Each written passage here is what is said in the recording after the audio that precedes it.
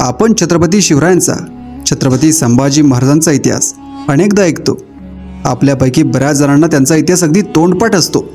परंतु छत्रपती संभाजी महाराजांपुढचा इतिहास मात्र आपल्यापैकी बऱ्याच जणांना माहीत नसतो. अशातच आपल्याला एक प्रश्न कायम पडतो, तो म्हणजे छत्रपती संभाजी महाराजांनंतर त्यांच्या मुलाचे पुढे काय झाले. अनेकांना याबद्दल माहिती असेल, पण अजून बरेचसे असे लोक आहेत त्यांना याबद्दल काही माहिती नाही. आज आपण व्हिडिओमध्ये छत्रपती संभाजी महाराजांच्या मुलाचा इतिहास पाहणार आहोत. 18 मे 1682 रोजी रायगड येथील गांगवली येथे छत्रपती संभाजी महाराजांनी महाराणी येसूबाई यांच्या पोटी एका मुलाचा जन्म होतो. त्याचं नाव ठेवलं गेलं शिवाजी. 2च वर्षापूर्वी शिवरायांचं निधन झालं होतं, त्यामुळे त्यांच्या नावावरूनच हे नाव ठेवण्यात आलं. यानंतरचा पुढचा 7 वर्षांचा काळ हा या शंभूपुत्रासाठी अत्यंत सुखाचा काळ होता. या 7 वर्षात त्यांचं वास्तव्य रायगडावरच होतं. नेमकं याच काळात संभाजी महाराजांनी औरंगजेब यांच्यात प्रखर संघर्ष चालू होता आणि अखेर 11 मार्च 1689 रोजी शंभूराजांची तुळापूर येथे हत्या करण्यात येते. यावेळी शंभूपुत्र रायगडावर होते. नंतर औरंगजेबाने आपला सरदार जुल्फिकार खानाला रायगडाला वेढा देण्यासाठी पाठवले आणि पुढच्या 8-9 महिन्याच्या काळात रायगड किल्ल्याचा पाडा होतो. यावेळी राजाराम महाराज रायगडावरून निसटून जातात.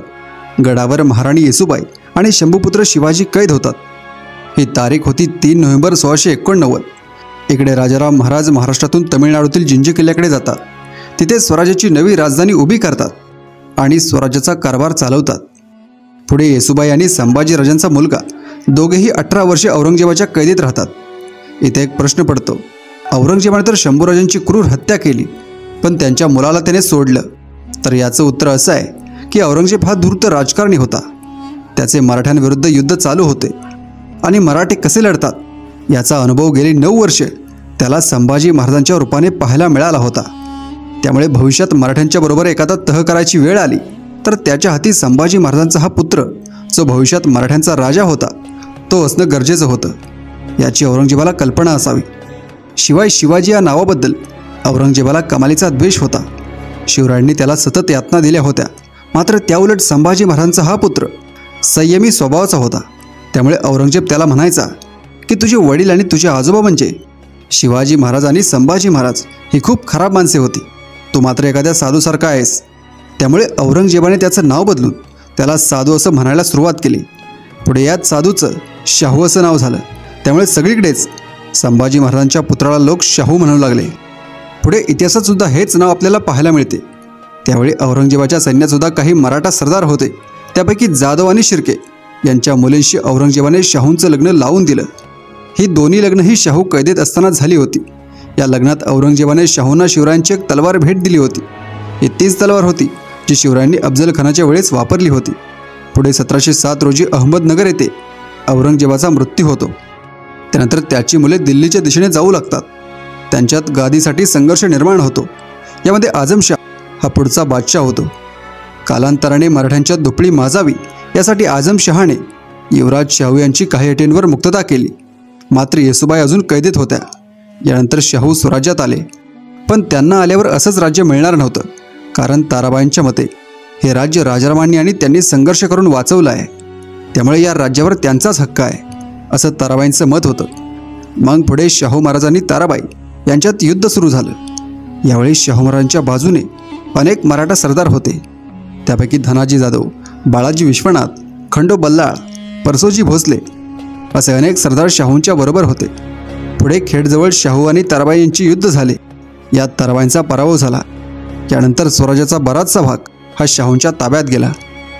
सातारा येथे शाहू महाराजांनी आपली नवीन राजधानी निर्माण केली. सातारा आणि कोल्हापूर अशा स्वराज्याच्या 2 गाद्या निर्माण झाल्या. पुढच्या काळात शाहू महाराजांना बाळाजी विश्वनाथांसारखे एक अतिशय समर्थ पेशवे मिळाले, ज्यांनी मराठ्यांचे राज्य उत्तरेकडे पसरवले. मोगलांचे माळवा, गुजरात यांसारखे प्रदेश जिंकून घेतले. 1720ला बाळाजी विश्वनाथांचा मृत्यू झाला. त्यानंतर या बाळाजींचे पुत्र असणाऱ्या बाजीराव पेशवे यांना शाहू महाराजांनी पेशवाईची वस्त्रे दिली.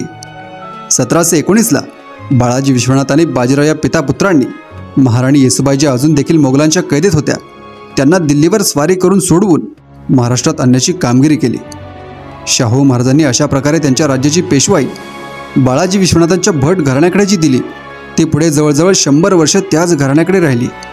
बाजीराव पेशव्यांच्या काळात मराठ्यांचे राज्य गुजरातबरोबर राजस्थान, बुंदेलखंड, दिल्ली, बंगाल, ओडिशा अशा संपूर्ण देशभरात पसरलं. या संपूर्ण राज्याचे स्वामी छत्रपती शाहू महाराज होते, जे छत्रपती संभाजीराजांचे पुत्र होते. 1740ला बाजीराव पेशव्यांचा मृत्यू झाला आणि शाहू महाराजांनी बाजीराव पेशव्यांचे पुत्र असणाऱ्या नानासाहेबांची पेशवे म्हणून निवड केली. नानासाहेबांच्या काळात देखील मराठा साम्राज्य चौकूर दिशेने दौडत राहिले आणि 1749 साल येता येता जवळजवळ संपूर्ण भारत देश दक्षिण भारतातला हैदराबादचा निजामाचे राज्य वगळता मराठ्यांच्या ताब्यात होता.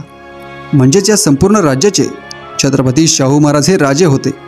या छत्रपती शाहू महाराजांचं 15 डिसेंबर 1749 या दिवशी सातारा येथे निधन झालं. 1707 पासून जवळजवळ पुढची 42 वर्ष छत्रपती संभाजी महाराजांच्या मुलानं देशावर राज्य केलं. मराठ्यांचं राज्य बळकट करण्याचं काम झालं ते याच छत्रपतींच्या काळात.